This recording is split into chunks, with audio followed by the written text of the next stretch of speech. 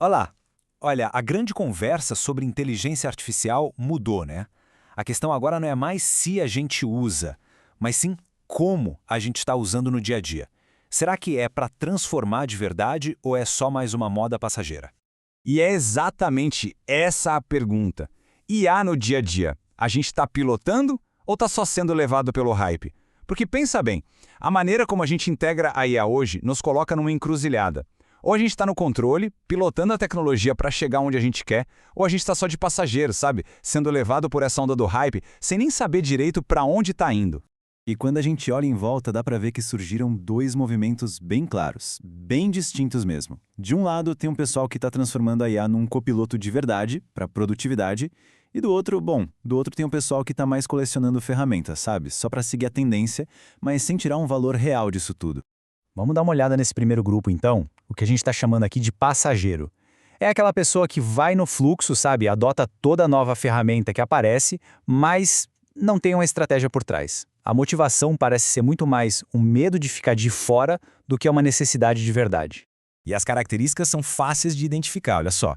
A pessoa tem uma coleção de ferramentas, mas não tem um propósito claro para elas. Está ali seguindo a onda, mas sem gerar valor.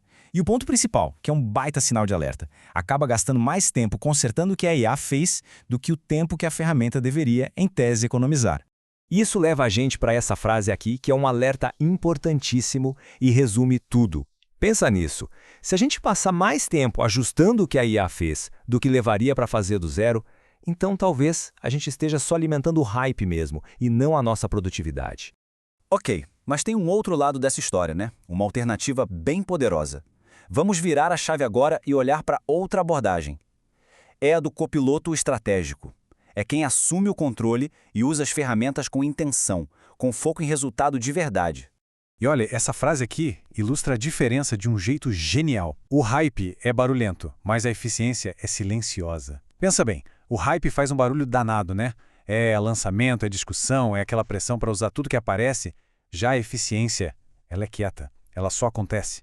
O trabalho é otimizado e pronto, sem precisar de alarde. Porque usar IA de forma estratégica é muito mais do que só pedir para escrever um e-mail, né? É sobre delegar tarefas de alto valor. Coisas como analisar dados complexos, sabe? Ou ajudar a estruturar um raciocínio que, sozinho, levaria horas. Ou então automatizar aqueles processos chatos, repetitivos, que sugam toda a nossa energia criativa.